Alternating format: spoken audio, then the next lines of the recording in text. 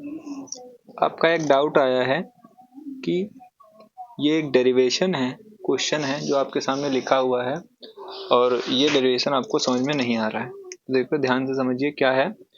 ये आपका क्वेश्चन है कि एक परिमित लंबाई की ऋजुरेखीय धारावाही चालक, यहाँ पे मिसिंग है थोड़ा, छड़ भी होगा, छड़ या चालक भी होगा तब भी कोई दिक्कत नहीं है, चालक के कारण चुंबकीय क्षेत्र हमें ज्ञात करना है।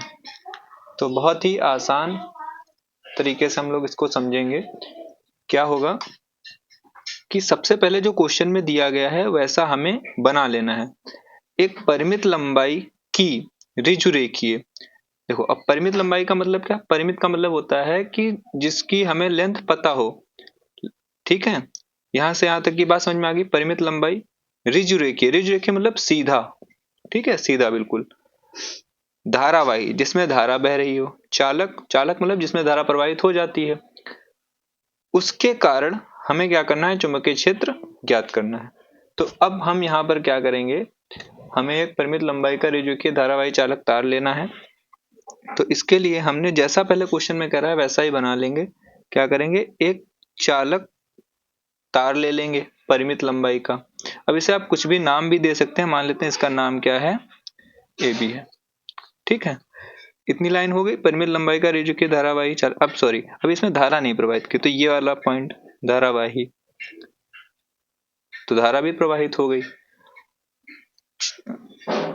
चालक के कारण चुंबकीय क्षेत्र निकालना है, इसके कारण हमें चुंबकीय क्षेत्र निकालना है। अब अभी तक हम लोगों ने चुंबकीय क्षेत्र निकालने का एक ही फॉर्मूला सिर्फ पढ़ रखा है, वो भी है हमारे पास क्या, क्या है वो, बायो-सेवर्ट का नियम।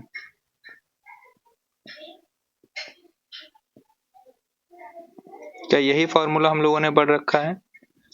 ठीक है, और वो फॉर्मूला हमारे पास क्या है, डी बी बराबर mu naught upon 4 pi I d l sine theta upon r square, ये हमारे पास फॉर्मूला है।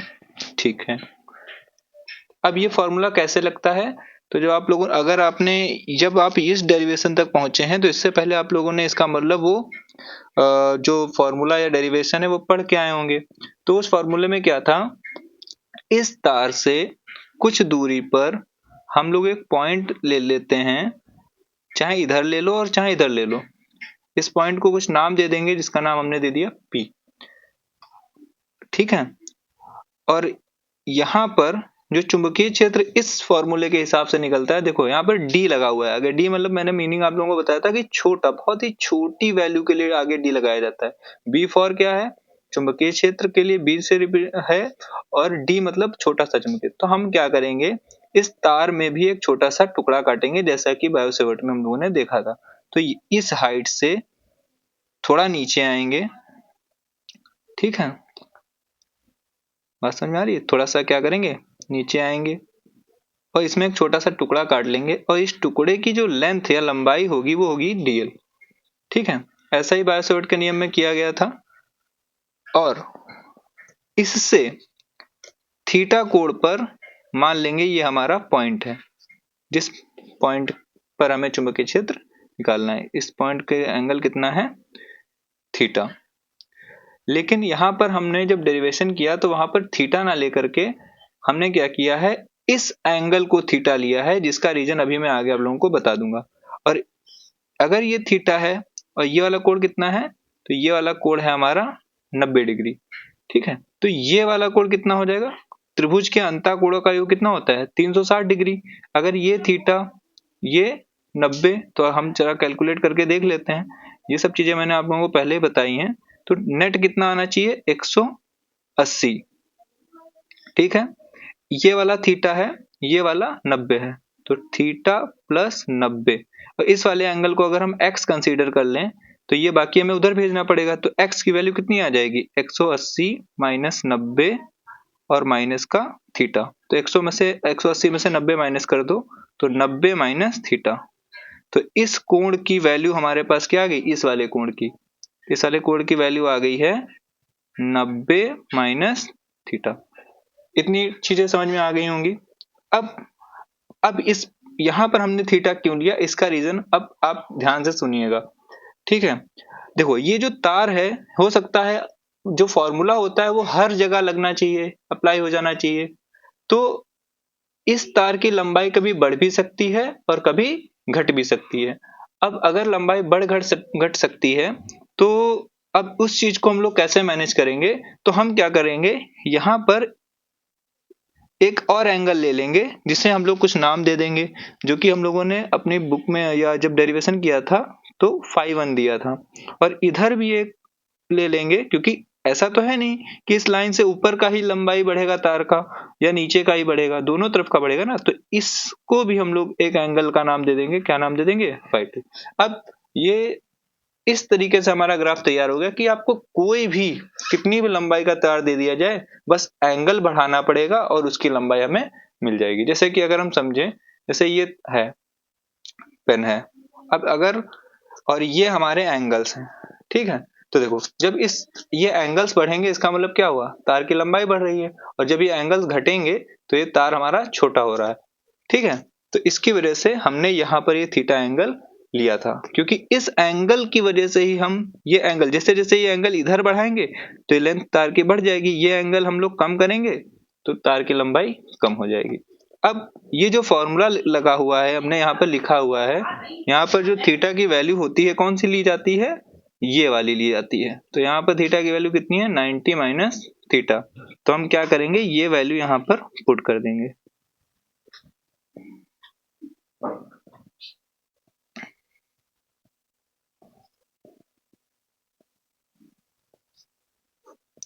ठीक है।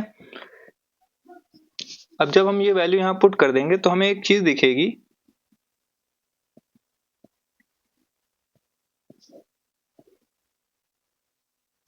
साइन 90 माइनस थीटा, ये एक मैथ में फॉर्मूला होता है, साइन 90 माइनस थीटा पहला चतुर्थांश, और साइन 90 माइनस थीटा की वैल्यू होती है क्या, कॉस थीटा।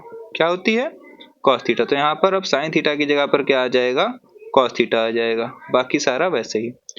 अब ये जो छोटा सा टुकड़ा हमने काटा था, इसका पूरे का चुंबकीय क्षेत्र, इस टुकड़े की वजह से यहाँ पर चुंबकीय क्षेत्र इतना आ गया हमारे पास, लेकिन हमें इतना थोड़ी निकालना था, हमें तो इस पूरे तार का निकालना है। तो अब आप लोगों को बहुत ही आसानी से चीजें, बहुत डेरिवेशन करके आए हैं, उसमें हमने जाना था कि जब पूरे इस टुकड़े का हमें ये तार बनाना है तो सारे इतने इतने जितने भी टुकड़े होंगे सारे जोड़ने पड़ेंगे, और उस जोड़ने के लिए हम लोग क्या करते हैं, समाकलन का यूज करते हैं। तो अब हम यहाँ पर क्या कर देंगे, इसका समाकलन कर देंगे।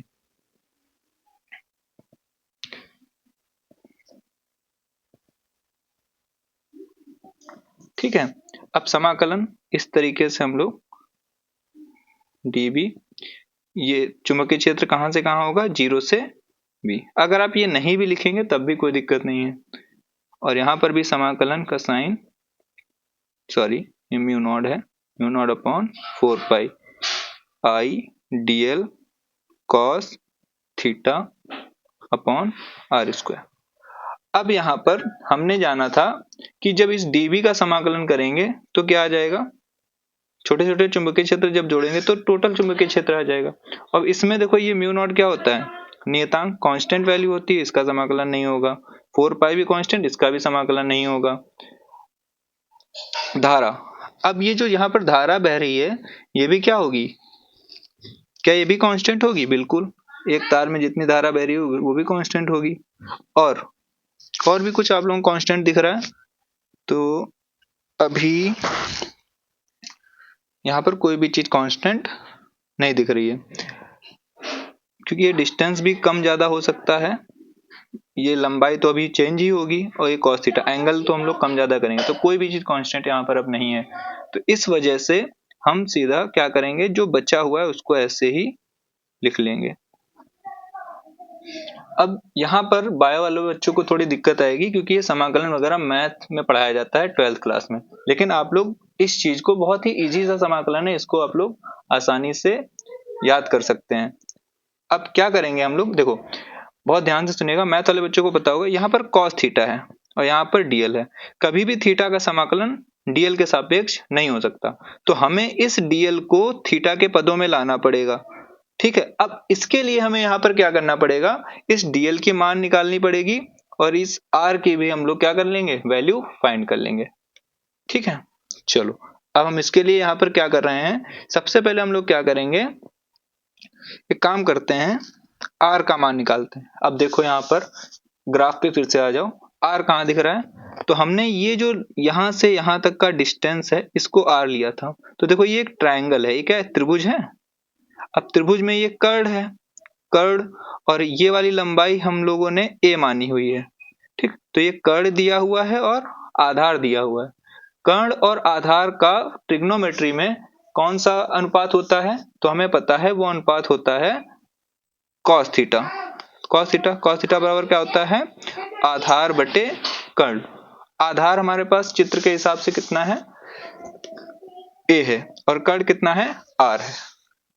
ठीक है, तो क्या आ जाएगा, a बटा r। ठीक है, तो कॉस थीटा बराबर कितना आ गया, स्मॉल a बटे r। अब यहां से अगर हम इस वाले r की वैल्यू चाहिए थी ना, तो इस r की वैल्यू फाइंड करने के लिए हम इस r को उधर भेज दे रहे हैं और इस cos थीटा को क्या कर रहे हैं, इधर ले आ रहे हैं। तो r बराबर कितना आ जाएगा, a बटा cos थीटा, क्योंकि ये इंटरचेंज हो जाएंगे ना, इसको उधर भेजेंगे तो ये मल्टीप्लाई में चला जाएगा और ये इधर से इधर लाएंगे तो डिवाइड में आ जाएगा। ठीक, तो r की वैल्यू हमारे पास कितनी आ गई, a बटे cos थीटा। अब ऐसे ही हम लोगों को ये dl भी तो हटाना है। अब dl को हटाने के लिए हमें क्या करना पड़ेगा, फिर से किसी चीज को लेना पड़ेगा। अब यहां से यहां तक की दूरी जो कि हमने जानी थी, ये जो पॉइंट काटा है ये डिस्टेंस हमने कितना कंसीडर किया था, l कंसीडर किया था। ठीक, ये यहां से यहां तक की दूरी कितनी मानी है, अब ये l, इस l से ही हमें dl मिल पाएगा।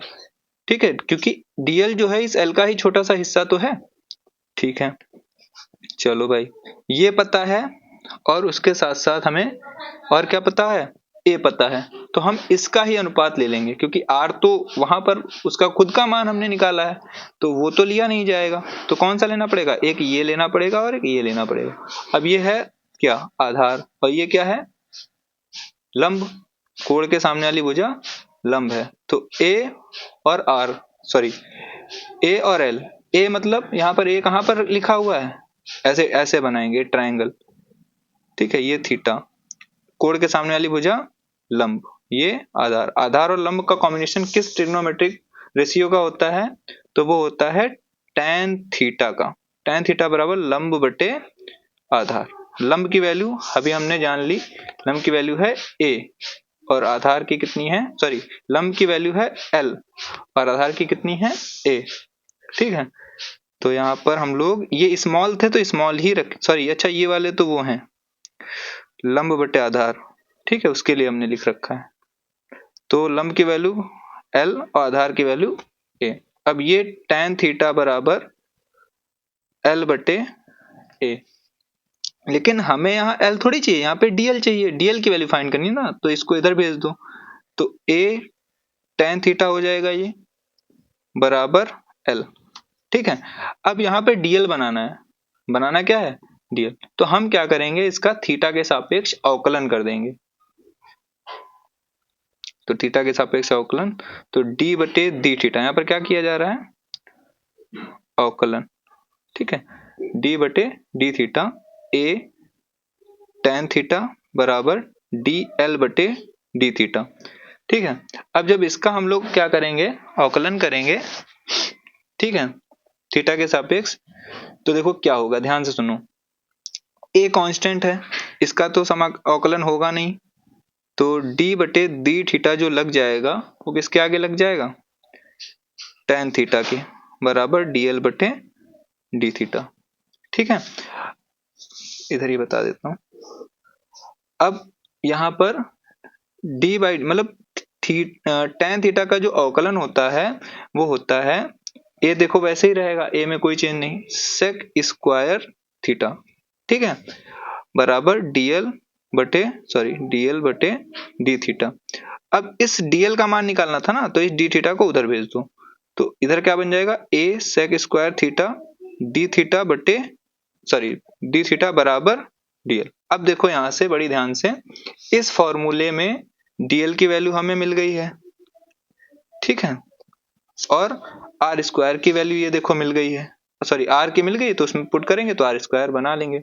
अब ये दोनों वैल्यूज, इसको कुछ नाम दे, इसको हम एक काम करते हैं, इसको समीकरण 1 दे रहे हैं, इसको 2, इसको 3।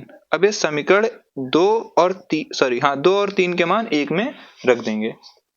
चलो भाई, तो हमारे पास क्या था, b बराबर म्यू नॉट आई बटे 4 पाई, ये वाला हमारा पूरा का पूरा, और समाकलन dl की वैल्यू कितनी है यहाँ से, a sec square theta D theta, a sec square theta D theta बटे, अब यहाँ पर cos थीटा भी है तो cos थीटा बटे आर की वैल्यू a बटे cos थीटा, तो स्क्वायर है ना, तो यहाँ पर a का भी स्क्वायर हो जाएगा और साथ में cos का भी स्क्वायर हो जाएगा, ठीक है। तो एक चीज देखो यहाँ से, ये भी a है, ये भी a से a कैंसिल आउट हो जाएगा, और ये यहाँ पर क्या बचेगा, a बटे cos थीटा। अब अगर हम यहाँ पर एक काम करें, क्या करें मैं लिख के बता देता हूँ,